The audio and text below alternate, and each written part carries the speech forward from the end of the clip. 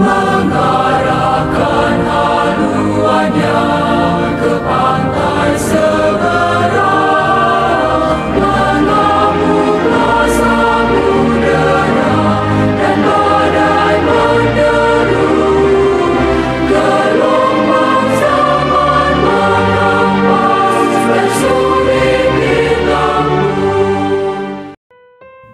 Bapak, Ibu, serta saudara-saudari yang terkasih, selamat berjumpa kembali dalam channel Inspirasi Sabda Komisi Keluarga Keuskupan Agung Medan. Pada hari ini, tanggal 3 September 2023. Adapun bacaan sabda kita pada hari ini diambil dari Injil Matius bab 16 ayat 21 sampai 27.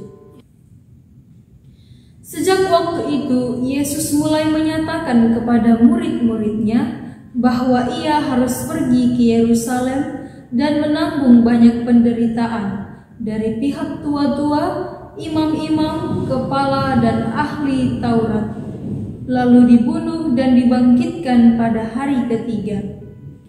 Tetapi Petrus menarik Yesus ke samping dan menegur dia, katanya, "Tuhan, kiranya Allah menjauhkan hal itu. Hal itu sekali-kali tak akan menimpa Engkau." Maka Yesus berpaling dan berkata kepada Petrus, "Enyalah iblis, engkau suatu batu sandungan bagiku, sebab engkau bukan memikirkan apa yang dipikirkan Allah, melainkan apa yang dipikirkan manusia." Lalu Yesus berkata kepada murid-muridnya, "Setiap orang yang mau mengikut aku, ia harus menyangkal dirinya, memikul salibnya dan mengikut aku. Karena barang siapa mau menyelamatkan nyawanya, ia akan kehilangan nyawanya. Tetapi barang siapa kehilangan nyawanya karena aku, ia akan memperolehnya. Apa gunanya seorang memperoleh seluruh dunia, tetapi kehilangan nyawanya? Dan apakah yang dapat diberikannya sebagai ganti nyawanya? Sebab Anak Manusia akan datang dalam kemuliaan Bapanya, diiringi malaikat-malaikatnya. Pada waktu itu, ia akan membalas setiap orang menurut perbuatannya." Demikianlah sabda Tuhan. Terpujilah Kristus. Bapak, Ibu, serta saudara-saudari yang terkasih, konsep para murid bahwa Yesus adalah Mesias dan Anak Allah sedang menghadapi ujian berat. Pengujian ini memiliki dua tujuan.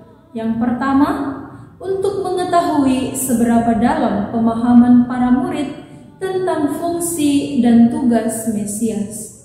Dan yang kedua, untuk memurnikan pemahaman mereka apakah selaras dengan pemikiran Yesus atau tidak. Pernyataan iman Petrus membuka babak baru dalam kehidupan para murid Yesus. Yesus membuka mata mereka untuk menerima kenyataan bahwa kematian dan kebangkitannya merupakan satu-satunya jalan keluar bagi dosa manusia dan keadilan Allah. Kenyataan ini mengagetkan murid-murid Yesus. Petrus adalah orang pertama yang secara spontan terlihat tidak setuju dengan ucapan gurunya. Bukan Petrus mencoba bertindak kurang sopan terhadap Yesus. Ia merasa ada kejanggalan dengan status Yesus sebagai Anak Allah. Mungkin dalam benaknya ia berpikir, bagaimana mungkin seorang Mesias dan Anak Allah dapat dibunuh? Jika Yesus mati, maka ia tidak dapat disebut Mesias bagi orang Yahudi. Bapak, Ibu, serta saudara-saudari yang terkasih, bagi Yesus, bujukan Petrus merupakan provokasi setan untuk memberontak kepada Allah. Di sini, Yesus tidak mengecam Petrus, melainkan mengingatkan bahwa pikiran yang tidak terarah kepada kehendak Allah sangat menyesatkan. Karena itu, Yesus menantang mereka bahwa sangkal diri, kehilangan nyawa, dan pikul salib adalah harga mati yang tidak dapat ditawar. Memikul salib sama artinya menapaki jalan penderitaan, kehinaan, dan kematian. Di balik itu, ada kemuliaan yang diperoleh mereka yang mencapai garis akhir, yaitu kehidupan kekal.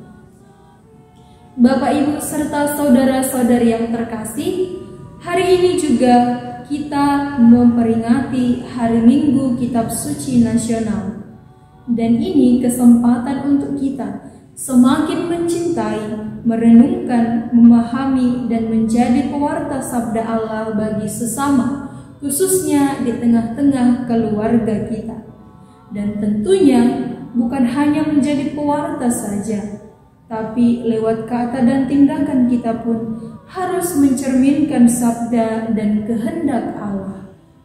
Melawan kemanusiaan kita yang egois, berani menyangkal diri dan memikul salib kita setiap hari untuk menjadi manusia yang baik dan benar di hadapan Tuhan, keluarga, dan sesama demi kemuliaan Tuhan.